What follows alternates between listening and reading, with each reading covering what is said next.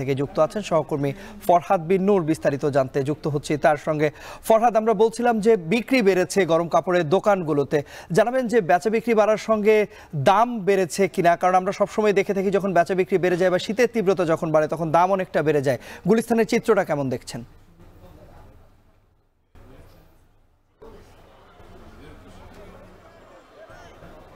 তন্ময়, আমরা গুলিস্তানের এই মুহূর্তে যে চিত্রটি দেখছি, এখানে কিন্তু দেখছি যে যেহেতু ইতোমধ্যেই ঢাকায় শীতের তীব্রতা বেড়েছে, সঙ্গে সঙ্গে কিন্তু আমরা দেখছি যে গরম কাপড়ের কিন্তু চাহিদা একেবারে বেড়েছে এবং গরম কাপড়ের যেসব দোকানপাটগুলো রয়েছে সেখানে কিন্তু বেচা কেনা আগের চেয়ে বেড়েছে। এবং আমরা বিক্রেতাদের সঙ্গে কথা বলেছি, তারা বলছেন যে মূলত গুলিস্তানে কিন্তু এখানে একেবারে বিভিন্ন শ্রেণী পেশার মানুষ, যারা নিম্ন আয়ের মানুষ থেকে শুরু করে অনেকেই কিন্তু এখানে আসেন সুলভ মূল্যে আসলে বিভিন্ন কাপড় কিনতে। তো এই মুহূর্তে শীতের কাপড় কিনতে যারা এসছেন তাদের সঙ্গে আমরা কথা বলেছি।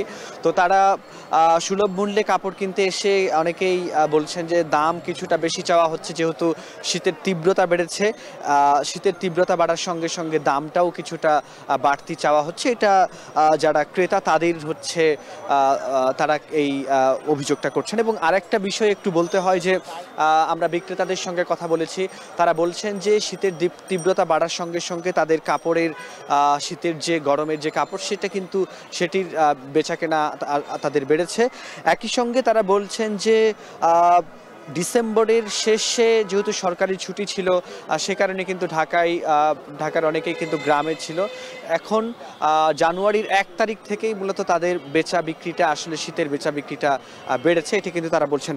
শীতের কাপড় হিসেবে এখানে আমরা যেটি দেখছি যে সোয়েটার, তারপরে জ্যাকেট, ব্লেজার এবং টুপি, মাফলার, এইগুলো কিন্তু এখানে আসলে বেশি বিক্রি হচ্ছে। বিভিন্ন বয়সের মানুষের এখানে এই কাপড়গুলো এখানে বিক্রি হচ্ছে। এবং আমরা যেটি দেখছি যে এখানে যারা ব্যবসায়ীরা রয়েছেন তারা কিন্তু প্রত্যাশা করছেন যে তাদের এই বেচা কেনাটা শীত যতদিন থাকবে ততদিন এই বেচা কেনাটা তাদের বেশি থাকবে এবং তারা কিন্তু সেটাই প্রত্যাশা করছেন। তো এই ছিল তন্ময় আমার কাছে গুলিস্তান থেকে শীতের গরমের কাপড়ের বেচা কেনার সবশেষ তথ্য। শীতের তীব্রতার সঙ্গে বেড়েছে গরম কাপড়ের বেচা বিক্রি, সেই খবরই গুলিস্তান থেকে যুক্ত হয়ে আমাদেরকে জানাচ্ছিলেন সহকর্মী ফরহাদ বিন নূর।